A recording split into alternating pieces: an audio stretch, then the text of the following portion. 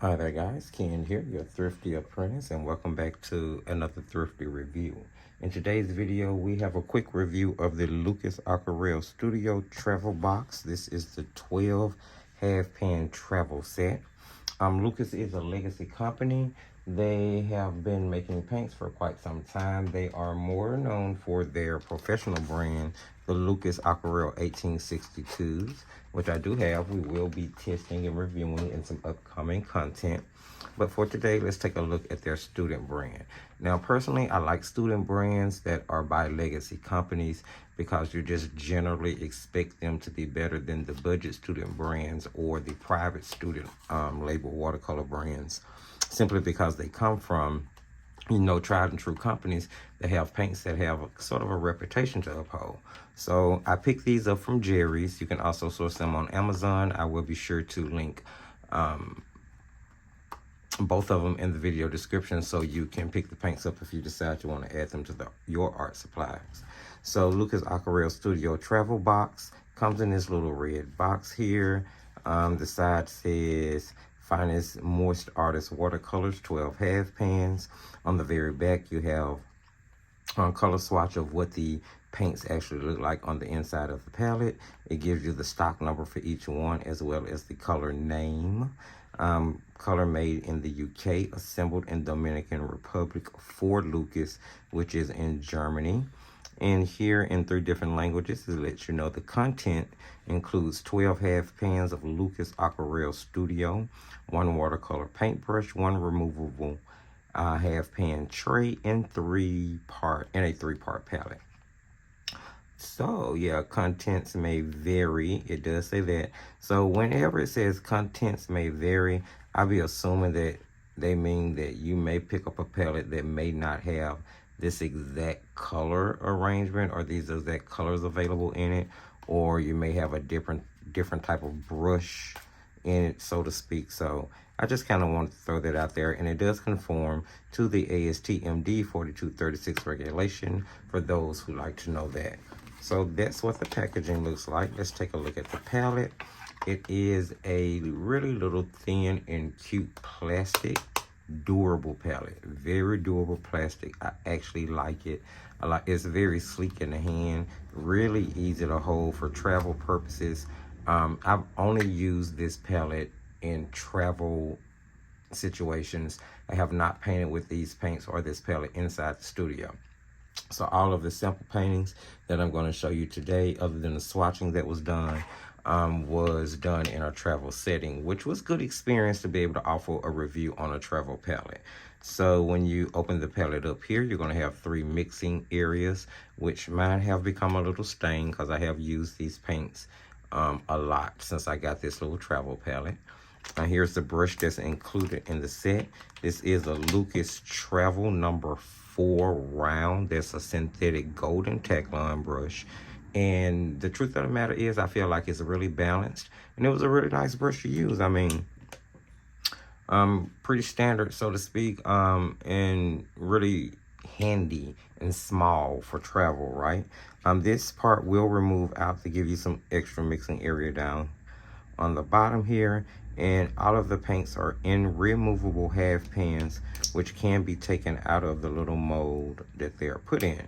Now, of course, when you run out of the Lukas student paints, if you like them, you can refill these half pans with the professional grade from the tubes, which is something I would always suggest, or just how you refilled any palette. Or I even suspect you could take those half pans out and put paint in the actual mold if you chose to. So standard half pan. All of the pans were full. Extruded, machine cut definitely. Each of the half pans contains information on the paints. Now the box itself does not have any light, fast, or pigment information. But on the side of each of the pans, you're going to get the stock number again, the color name, and then a pigment number for each, and then the bin number. So each half pan does have the pigment number included for the studio set printed on the half pan. But we're going to talk about that because I have my questions about some of the information that's printed there. So the paint consistency itself is pretty good overall. They are sort of, you know, they kind of hold moisture. They reactivate it really easily and really well. I didn't have to pre-activate them, and if I did pre-activate them, I just got intense color payoff. So there was absolutely no problem with that. It's not like the paints are thirsty. They're going to hold their moisture, and they stay wet for you, sort of maintaining a semi-moist. And you can actually see here, even after they dry, they sort of have, I don't know if you guys can see that, they have a gloss over them. So yeah, the paints retain moisture really well. I loved that. Made them really easy to work with. Yeah, so that is the physical aspects of the paints. Let's take a look at the swatch sheet. Oh, before we do that, so on the inside of my box, I actually have a little travel swatch sheet. I just took a piece of 140-pound cold pressed watercolor paper, cut it down to fit the side of my box, and then, you know, swatched the paints out in the order that they're arranged in the palette. That way I can just have quick reference. Now, I didn't write the pigment information on this sheet because I don't normally write it on the inside of the little travel palette sheets, but I do have that information on the regular swatch sheet. So that's just FYI, something you can do so you'll have quick reference to, you know, having your paints and knowing what they look like. Because some of them are pretty transparent, and just looking at them, you can't necessarily tell what the color would be. So I definitely suggest that you swatch the paints out. All right. So looking at the color swatches, guys, these paints were very bright and vibrant and beautiful. I was really, really happy painting with these. They are so nice. Now, as you can see, we did do an opacity test. For the most part, the paints are pretty transparent. There's a little sedimentation on the black line from those colors that you would normally expect. I mean, the yellow ochre, the cad red hue, which of course a hue is not supposed to contain genuine cadmium pigments. So why there's a little sedimentation on it lets you know that it is definitely a student grade paint. So it may have a few fillers in it, but that doesn't make it a bad paint. And again, it is by a legacy company. Now, pretty transparent. I'm going to say semi-transparent because they do have an opacity to them. And if you build, they do have the tendency to sort of become more opaque as you build them up in layers. Not to say that you cannot glaze with them, because you can. I'm going to show you guys several examples. So I swatched each one of them out in a really heavy watery wash. I wanted to see if I would get any granulation. Of course, the ultramarine blue did granulate. We always typically expect PB29 to granulate in any paint set that you get it in. And of course, if you use that ultramarine blue in mixtures, 9 times out of 10, those mixtures are going to contain some type of color separation or some type of granulation, which we're going to see in a few minutes. Now, I did write the color name down for each of the paints as well as the pigment number. But here's the question that, or here's the issue that I had. Okay, so initially, when I was swatching out the paints and I noticed that it had the pigment number on the side, I got to say like cyan. And as I'm looking at cyan primary, it says cyan primary blue, and then it gives the pigment number as PR101. Well, I thought that was a little strange because, you know, riddle me this, a PR pigment is definitely a red pigment. So I was like, that's a little interesting. Note to self, I'm not going to write that on my swatch sheet because I don't think that information is correct. But I'm going to go do some research to make sure. As I continued to swatch, I ran across the English red. And as I'm writing down the pigment number for the English red, I notice it says English red, pigment number PB15:3.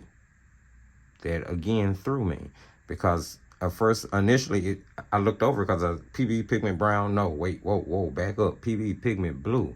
Okay, so I decided here's where I need to go do some research. So I went to the Lukas website to see if I could find information. And the only information it told me about the studio paints were that they were highly pigmented and light fast. But the Lukas site itself for the studio brand, I did not see any light fast or pigment information. So I had to dig a little bit further, and I found a couple of blog posts on some reputable artists out there who have done testing of both the Lukas and the Lukas Aquarelle paints. They've done light fast testing on the colors as well as pigment research. So, although I did not find pigment information on the studio paints themselves, it seems that the only place I was able to find any pigment information on the studio paints was on the side of the pans from the studio set. However, I did find a lot of information on the regular Lukas professional paints. And when you compare apples to oranges, a lot of the colors seem to match up based on numbers and appearance. So I took that into consideration and pulled the pigment number for the regular cyan primary from the professional grade and wrote it down, because in my head it made a lot more sense for the cyan to be PB15:3 than it did for the English red. So now I'm left with the question of, okay, what is the pigment number for the English red?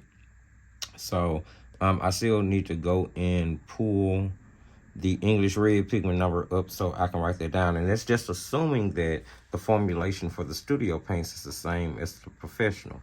So I did want to let you guys know that information. I do feel like there may be, you know, some mistakes with the printing of the pigment information on the side of those pans. And, you know, I'm not saying that anybody did it on purpose. I'm pretty sure that it was a complete mistake. But yes, I definitely do not believe that cyan is PB15:3. I mean, I'm sorry, that cyan was PR101. Like it said, according to the side of the half pan. And then I questioned the English red being PB15:3. So just a little something to think about, but that didn't affect the actual performance of the paints. So as I was saying, watery layer, got some granulation with the blue. There was not a huge shift in the colors from wet to dry. I already told you that they were pretty semi-opaque. The paints lived pretty well. Those colors that you expect to stain, like your phthalos, do tend to stain a little bit. But overall, generally speaking, lifting went fine with them. As you can see here, I did a salt test with the paints. They react well to salt, as most paints do. I used sea salt here, so I was able to get some really beautiful, big textured effects in a really heavy wet wash with a lot of pigment in it.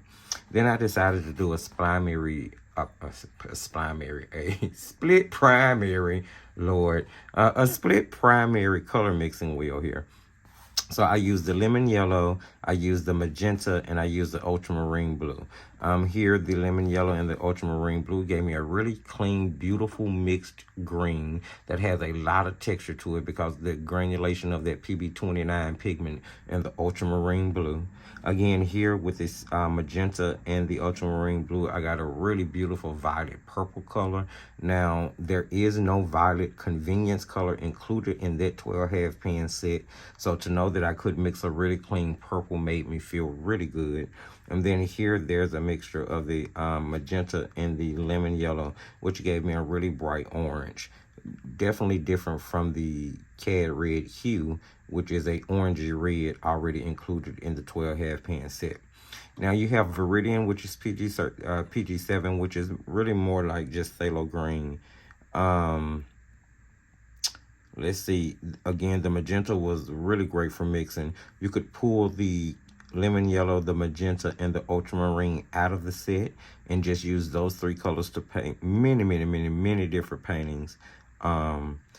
The English red, I really wish that was a burnt sienna instead. That's just my preference. And that's where I would prefer to have seen the PR101 that seems to be printed on the side of the cyan. You know, go figure. I'm a sap green fan, but here they include olive green, which is a 2-pigment mixture if you're trusting these pigment numbers.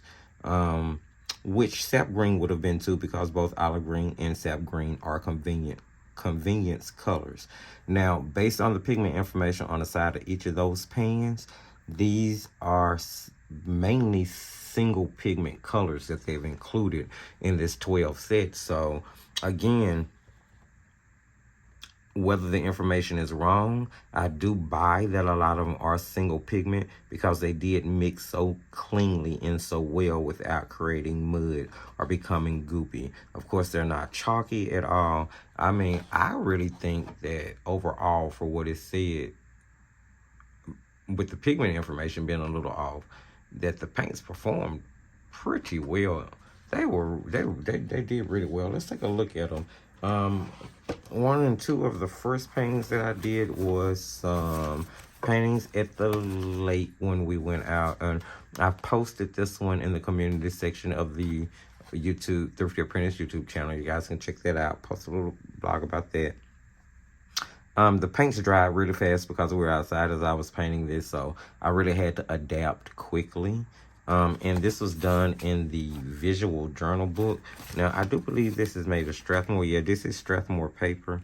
I think it's their 400 series paper. It's not the 500 series because the 500 series is 100% cotton. And it's one of my favorite papers. I would recognize it right away. This is a 400 series book, I do believe, which I do recommend. Paint came out well. They mixed cleanly, like I said. I love the fact that the colors are so bright and so beautiful, and they mix so cleanly without getting cloudy or muddy. Here again was another scene that I did at the exact same lake, just from a different perspective, and this scene was done as a part of Inktober, which is why you see so much ink and black in there. And I was doing really good with this painting up until the fact that I put this shadow in the wrong direction. I'm not sure if you guys would have even noticed that if I hadn't have pointed it out. But, you know, I don't mind pointing out my mistakes, hoping that it'll help you not make it. So, as you can see from the rest of the picture, the way the light is coming in, it reflects the shadows all to sort of the right side of the paper. And here, I reflected the shadow to the left. So that was my bad, but I really enjoyed the painting. I really enjoyed being outside. I enjoyed the convenience of the little travel palette being so compact and handy, and the fact that I was painting with colors that, you know, I didn't feel like bored or down or depressed about. Really enjoyed both of these. A couple of look here. Two other paintings that I did. Now, I told you guys I went to Arkansas. Now, this one I actually painted in the car. This one was for the prompt kind. I really couldn't think of too much to, at the time. And then I got to talk to my mom. My mom has survived 2 forms of cancer, one of being breast cancer. So I just decided to paint a pink balloon floating up above the tree line. It was something really quick. I was actually sitting in a car, in the car seat, sort of in the about to buckle your seatbelt position. We were literally getting ready to pull off. And I did a quick sketch, and then I kind of did this quick painting. So I had fun with it. I really did. Paints mix gave me some different shades of green. I was able to do a lot of layering here and still be able to see the first layer that I put down for each of the trees. So yeah, they layer really, really well. I was able to lift out highlights, lift back to some of the white of the paper when I needed to. As you guys can see, I was able to lift back to the white of the paper several times with trying to do clouds in both of those landscape paintings. So the paints are lifting and glazing superbly. Here is another one that I did with the Lukas Studio paints. This was for prompt 14, and I'm going to have a flip through of Inktober coming up at the end of the month. But a lot of the testings that I did with products during the month of October kind of centered around Inktober because I did want to make sure that I got all of those sketches in. That's neither here nor there. I did an empty box in front of a windowsill. Again, no complaints about them. The paint, I like them. I do. That's what it boils down to. It boils down to the fact that I like the paints, regardless of the what I feel may be the wrong or misinformation about the pigment numbers and what have you.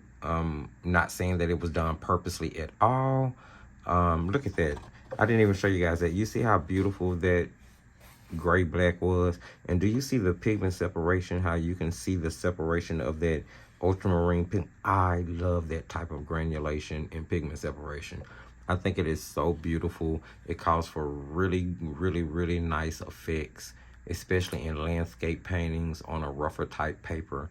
I would even pull that ultramarine blue out to use it in other mixing, because it's probably one of the more granulating student ultramarine blues that I've seen. So there you have it, guys. I definitely recommend the paints. Hands down, they are wonderful, in my opinion. Look, again, I don't think you can go wrong with many legacy companies. The paint stood up to me. I put them on the same level as, say, like Winsor and Newton Cotman brand of paints. I think those are a wonderful brand of paints, and I think these are pretty comparable and comparable to those. Now, of course, with the Winsor and Newton, I trust the pigment information a little bit more. It seems to be a little bit more efficient and factual, and you can reference check those pigments a little bit more than you can with the stability of this pigment information. But so there you have it. I definitely recommend the paints. As I told you earlier, you can pick them up from either Amazon or Jerry's, somewhere around between the price point of $12 and $20. I've seen them fluctuate on both sites in price, but they are not too highly priced at all for what they are, for what you get. And I just wanted to bring you guys this little quick review and say, yeah, I definitely recommend them. I mean, if you have other student grade paints like, say, Cotman, that are already performing well for you, you might not need these. I do think they'll be great for a beginner.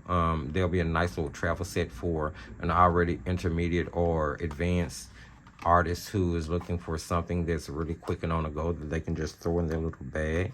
I always like to test it for card makers, because I do the little watercolor cards myself, so they do work well in that aspect. So they'd be wonderful card makers, and of course any type of scrapbooking, I'm sure, especially due to the fact that they work so well on that hot press smooth paper.